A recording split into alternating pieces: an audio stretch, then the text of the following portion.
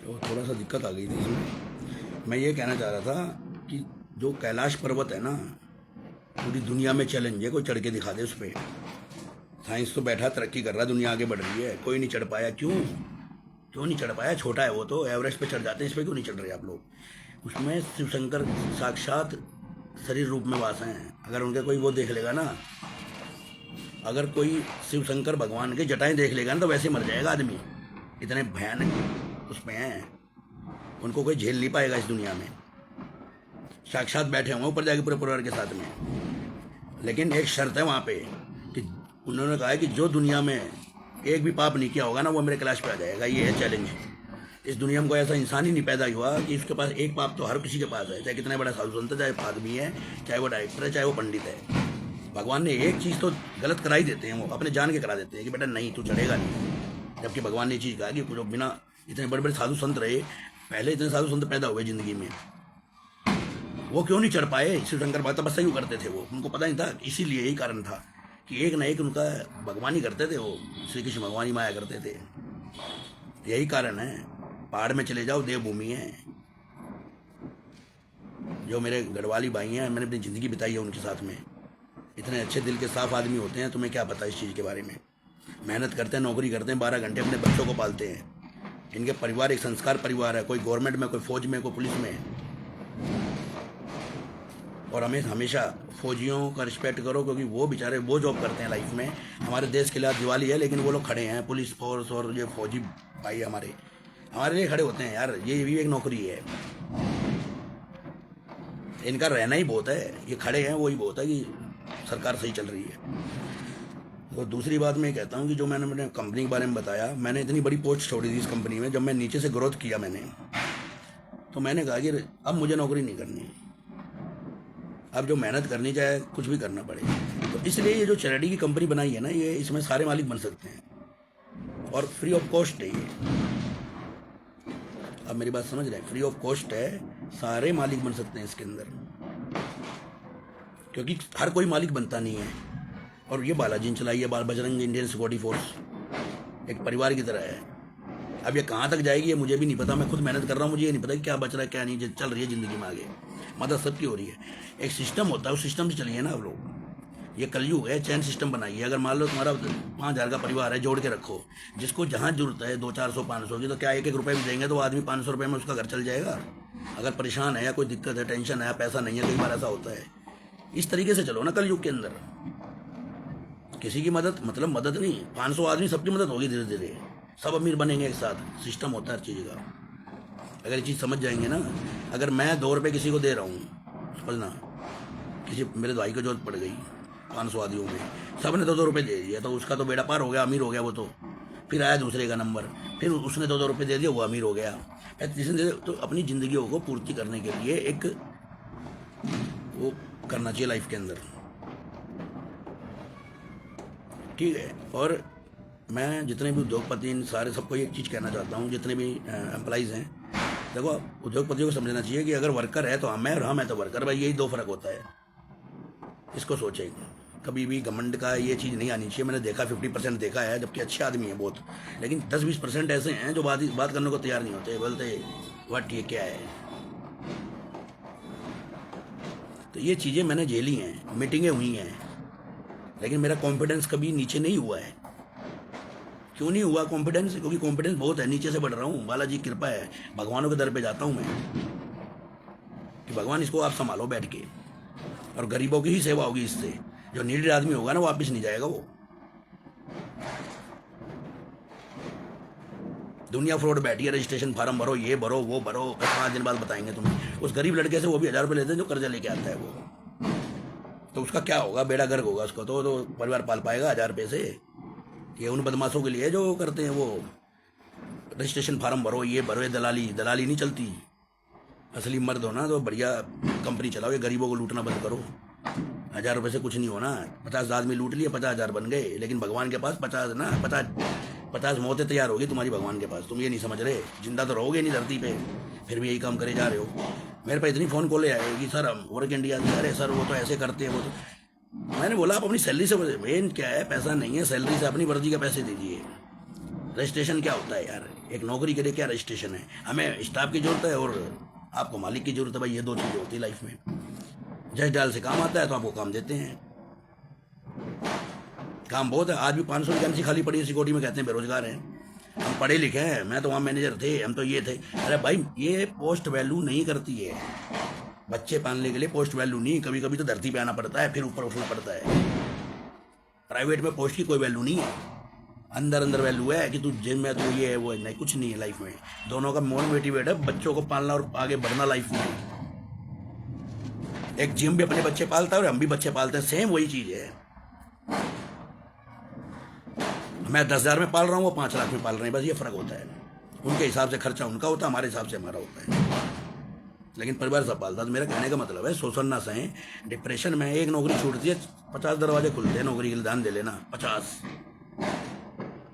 और फील्ड में नहीं, फील्ड पता तो 1 साल करोगे, नीचे लेवल में पता लग जाएगा आपको फील्ड का।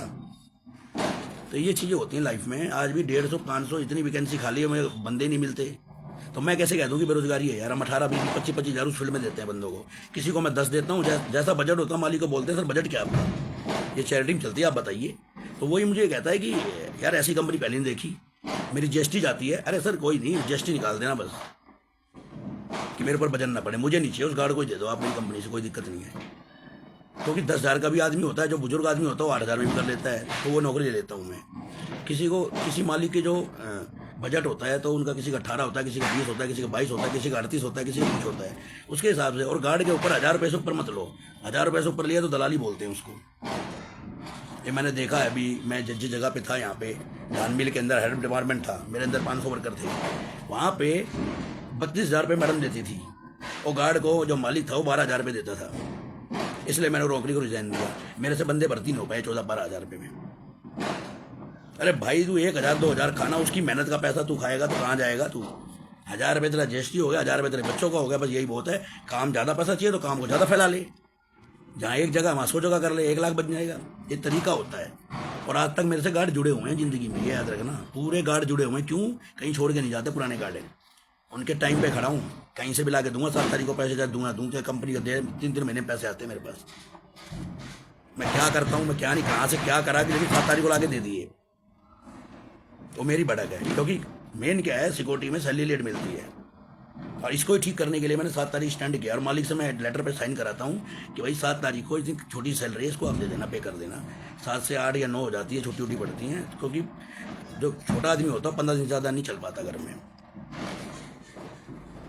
और पूरा हिसाब किताब 2 साल में इनको बढ़ाई, लेटर पैड सारा साइन कराता हूँ, क्या ड्यूटी क्या नहीं।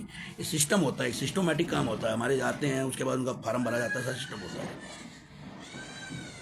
आज 10 आदमी काम तो मैं अकेले कर रहा हूँ। क्यों? क्योंकि उनको सैलरी नहीं दे पा रहा मैं। एक टाइम वो भी आएगा कि मैं आराम करूँगा, लेकिन गला भी बैठ गया मेरा पूरी रात जस्ट डायल और वर्क इंडिया से बात करके। क्यों नहीं कर पा रहा? क्योंकि कुछ चीज़ें ऐसी होती हैं, किसी महीने में कुछ पैसा बचता है तो वो अगले कार बढ़ जाते हैं, उसमें समझ में ही नहीं आ रहा। ऑफिस खुल जाते हैं, सिस्टम क्या चल रहा है यार ये। अभी और भी लाइसेंस लेने हैं, बहुत चीज़ें हैं, क्योंकि कंपनी जैसे जैसे पुरानी होती है उसके लाइसेंस भी बढ़ते रहते हैं। बहुत चीज़ें देखी मैंने भी ज़िंदगी में। आज मेन पावर सर्विस है, हर चीज़ है, जॉब मिल रही है, एक जिम्मेदारी है, हम मालिक से जिम्मेदारी लेते हैं। कई जगह पे उल्टे सीधे भी हो जाते हैं, चोर भर्ती भी हो जाते हैं। लेकिन मैं सबसे ये कहना चाहता हूँ कि काम की कमी नहीं है। और ये दारू शराब, ये जो बच्चों को मारते पीटते हैं, आज दिवाली है चलो मारो, मार लो सब कुछ, लेकिन सब एक सिस्टमेटिक है। जो नशेड़ी एकदम ना छोड़ें। जो सिस्टम होता है उसको तोड़ा लो, लेकिन अपने बच्चों के पेट में खाना दे पाओ, तब उस दिन एंजॉय करो आप। हाँ भाई तुम्हारा खाना पूरा हो गया, ड्रेस पूरी हो गई, अगर नहीं है तो मत करो। दूसरी बात ये है, किसी ने एंजॉय के लिए आपको मना नहीं किया, आदि मत बनो किसी चीज़ के। जो खाते पीते हैं ये बंदे, पूरा मत जो कि नाली में लोटो और फिर बच्चों को मारो पीटो, बहन बेटियों को मारी, ये सारा सिस्टम है, ये गलत है। वो आदमी नहीं है, फिर वो राक्षस हो गया। फिर वो जो पहचानना भूल गया कि ये बच्चे हैं मेरे, क्या है। वीडियो बनाते हैं आप लोग, बनाओ, कोई दिक्कत नहीं है, नाचो। ले भगवान के बारे में तो कुछ दिखा दो जिन्हें जन्म दिया तुम्हें। तुम तक ये बताया माँ बाप ने उनको, तुम किराए पे आए हो बेटा, तुम्हारा आकल 50 साल का ये हिसाब किताब है, कर्म चलता 50 साल। 50 साल में आदमी क्यों मर रहा है? नहीं मर रहा है, उसके कर्म है, आगे नहीं जिएगा वो। कहीं ना ऊपर नीचे कुछ भी, मैं आज बता रहा हूँ आपको, मैं जिंदगी में आज बता रहा हूँ, ऊपर नीचे नहीं है, मैंने नीचे देख लिया सब। मैंने शिव शंकर भगवान जी वहाँ पे साक्षात हैं। आज तक कोई चढ़ के दिखा दे और आने वाले वक्त में दिखा दे। साइंस को चैलेंज कर रहा हूँ मैं। 50,000 आदमी गए वहाँ, नहीं चढ़ पाए। अदृश्य शक्तियाँ भाई, मनुष्य शरीर है, हमारी आत्मा को मिलते हैं वो, हमारा शरीर को ऐसे ही होता है, हमारे क्या प्यार होता है। प्रेमानंद बाबा हैं, इधर ये भी हैं, ये सब क्या है हमारे, हमें आगे, यही तो भगवान के अवतार हैं। इनके अंदर क्या है कि जो बुद्धि जाती है वो श्री कृष्ण भगवान जाती है, दुनिया में जाए और दुनिया में ये वीडियो चले, तो वीडियो का चमत्कार है जो दुनिया देख रही है उनका, उनके बारे में सोचो कितना अच्छा लिखते हैं वो, संसार के बारे में बताते हैं क्या है वो, इसको भगवान बोलते हैं। ऐसे ऐसे तपस्वी बैठे हैं, अब जाके देखे ना हिमालय पे, मैं तो गया था, मैंने देखा उन पे बर्फ पड़ी हुई थी। मैं बोला ये बाबा क्या कर रहे हो? बोला उल्टा टांग लटका रखी है। मैं बोला यार ये तो बाबा, ये क्यों, जहाँ भी किसी के पास जाइए आप, किसी भी धर्म में जाइए, सबसे हाथ जोड़ लीजिए, क्योंकि किसी भी धर्म की पावर कम नहीं है। कोई इनविजिबल है, कोई अदृश्य है, कोई दृश्य वाला है, बस ये फर्क है। और ऊपर जाके सब एक हो जाता है, ध्यान रखना। दुनिया में कोहराम मचा हुआ है, इससे तुम अंदाजा लगा लो कि 2032 क्या होगा। धरतियां खिसक रही हैं, पहाड़ में कभी बादल नहीं फटते थे, 10 साल में एक फटता था, ऐसा डेली बादल फटता, वहाँ कॉलोनी कॉलोनी बह जाती हैं। क्यों बहती हैं? यही कारण है ना वहाँ तो। कोई होटल खोल रखे, होटल, अरे खोलो यार, एंजॉय करो लाइफ में, आगे चलो। अरे भगवान की पूजा करो, ज़्यादा देर नहीं, 10 मिनट तो कर लो। जिसने पैदा किया 32 लगा लो उनको, उनके चमत्कार देखो ना। 10,000 में जा सकते हो आप, 10,000 की नौकरी में। अभी मैंने एक बस भी चालू की थी, उसमें ज़्यादा सीटें नहीं हो पाई, तो मैं अभी कहीं गया हुआ था, मैं नहीं कर पाया उसको मैं हैंडल, वो मैंने वैसे ही भेज दी थी बस। लेकिन बालाजी ने मेरे को कहा है कि वो उसको, जब हमारी ये कंपनी हो जाएगी आगे, तो हम फ्री मिल जाएंगे, जो 1200-1300 भी ले रहे हैं हम लोग चैरिटी का, वो बनाएंगे। मैं वहाँ भी बात करके आया, जगन्नाथ भी, तो ऐसे भी ले जाएंगे दर्शन कराने। भगवान आगे बढ़ाएगा, चैलेंज करता हूँ। बालाजी महाराज साक्षात है, विराजमान है। श्याम बाबा एकदम साक्षात चमत्कार। और श्याम बाबा हैं किसके अवतार? श्री कृष्ण भगवान के सारे अवतार हैं ये दुनिया में चल रहे हैं जो। भगवान तो एक ही है ना। श्याम बाबा की पावर के बारे में पता ही नहीं है, जो बोला वो हो गया। मैंने कहा बाबा ये चाहिए, बोला ये ले बेटा। मैं खुद अपनी प्रेजेंट में बता रहा हूँ आपको। मैंने कहा बाबा ये कर दो, बोला ये लो। करोड़ों की लाइन लगी रहती है, करोड़ों आदमियों के चमत्कार हुए हैं। इस चीज को पहचानो भाई। ज्वाला जी अखंड ज्योत जल रही है करोड़ों वर्ष से, कोई नहीं कर पाया कुछ भी उनका। साइंस भी अंदर चली गई वो गड्ढा करके, लेकिन पता नहीं चला कहाँ से क्या हो रहा है तो क्या है। साइंस को सब पता है, साइंस को सब पता है कि ये चैलेंज है, लेकिन साइंस कभी इनको बोलेगा नहीं, क्योंकि साइंस और ये भगवान अलग अलग चीज। लेकिन साइंस और भगवान एक ही है, आप समझना।